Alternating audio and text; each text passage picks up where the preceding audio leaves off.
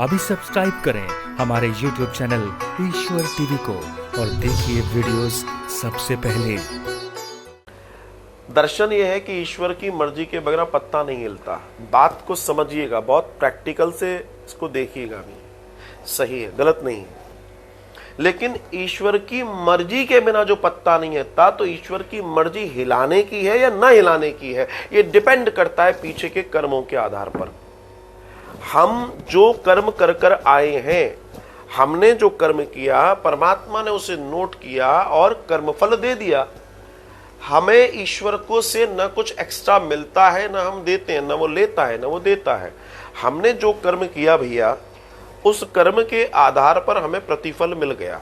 ठीक है, तो ईश्वर की मर्जी क्या है? ईश्वर की मर्जी का जो दर्शन आप कह रहे हैं वो एक्चुअल में स्टील में देना, एक्चुअल में ये है कि ईश्वर की मर्जी उसी चीज की है कि आप जो करके आए हैं, ईश्वर आपको वो दे रहा है। ईश्वर एक्स्ट्रा कुछ नहीं कर रहा, ना करना चाहिए उसे।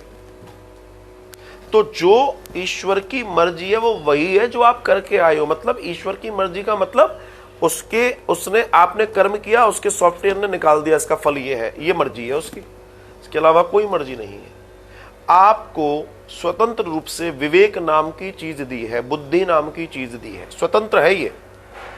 बुद्धि और विवेक का कार्य है सही और गलत को जानना। एज आप जब कोई गलत काम करते हैं तो आपके हृदय, आपकी अंतरात्मा से आवाज आती है कि रविंद्र जी ये गलत कर रहे हो आप, ये ठीक नहीं है। और आपको ये आवाज सबसे पहले कौन देता है? आपके अंदर बैठा परमात्मा का अंश, आत्मा ही तो कहती है ये गलत है। फिर आप कहते हो हाँ ये गलत है, लेकिन मैं क्या करूं, मेरे को ये करना है और मैं ऐसा करूंगा, मुझे लाभ हो जाएगा। आपकी प्रवृत्तियां, आपके विषय, आपकी कामिक्षाएं उस कार्य को करने के लिए आपको प्रबलता देती हैं और इतनी प्रबल हो जाती हैं कि आप सत्य को भूल जाते हो। तो सत्य जिसने अंदर से कहा कि नहीं करो, अंदर से फिर तुम अपनी रुचि की आवाज निकालते हो, फिर तुम अपनी कामनाओं को जागृत करते हो और कहते हो चलो अभी तो कर लेते हैं, बाद में जो होगा देखा जाएगा।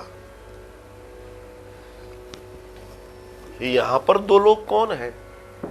एक जिसने कहा नहीं करो, एक ने कहा करो। तो ईश्वर ने ये भी काम हम पे ही छोड़ रखा है। और ये बुद्धि और विवेक भी हमारे प्रारब्ध के आधार पर पीछे जो करके आए उसके आधार पर काम करेगा। भाई साहब ध्यान रखिएगा। तो ईश्वर की मर्जी के बिना पत्ता नहीं हिलता। कौन सा? जो हम करके आए हैं वही वो दे रहा है। अगर उसने देख लिया कि ये पत्ता नहीं हिलाना, आपके कर्म ऐसे नहीं है, तो नहीं हिलेगा। आपके कर्म अच्छे हैं तो पत्ता हिलेगा।